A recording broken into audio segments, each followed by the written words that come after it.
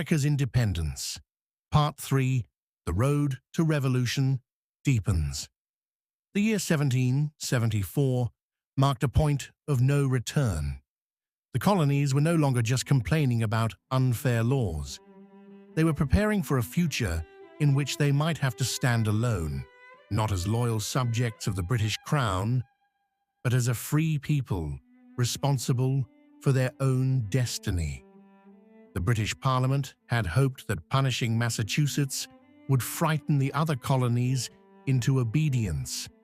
But something very different happened.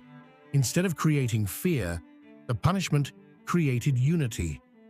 Across the colonies, newspapers, taverns, churches, and meeting halls echoed with debates about liberty, rights, and the limits of royal authority.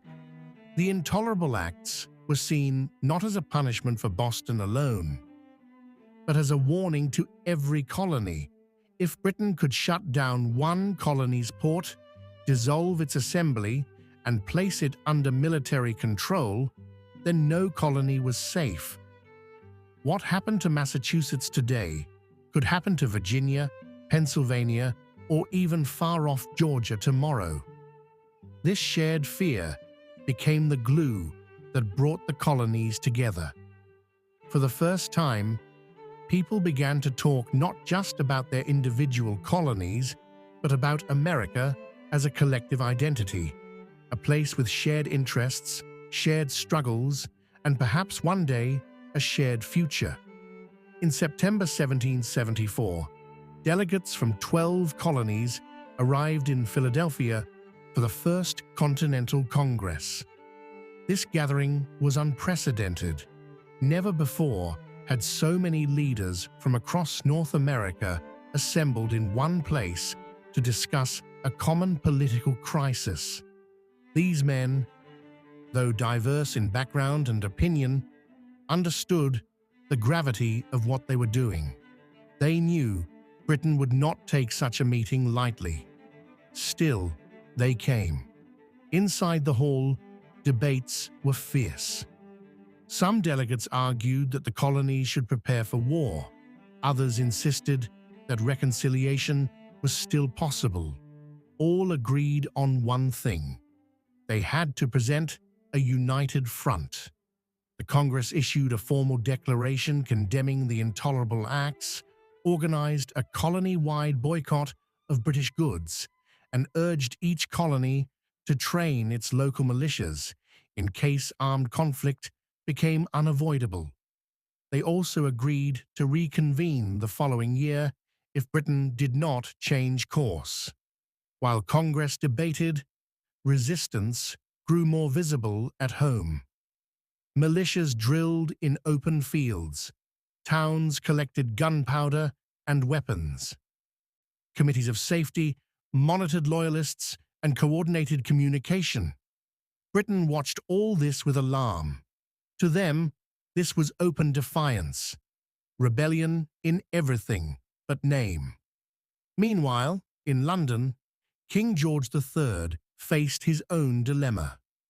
Many of his advisers insisted that the colonies must be brought under control swiftly and decisively.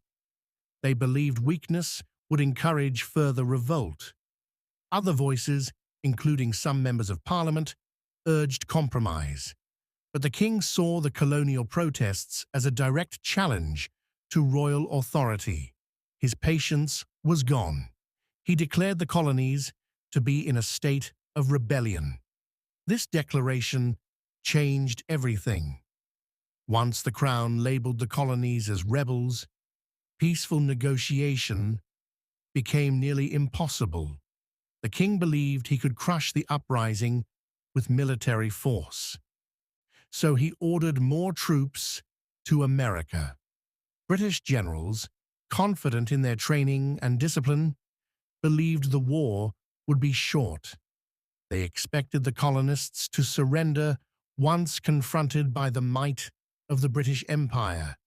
But on the ground, the reality was different.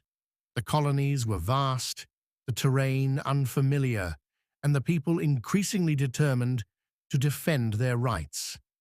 Many colonists who had once hoped for reconciliation, now believed independence might be the only path left.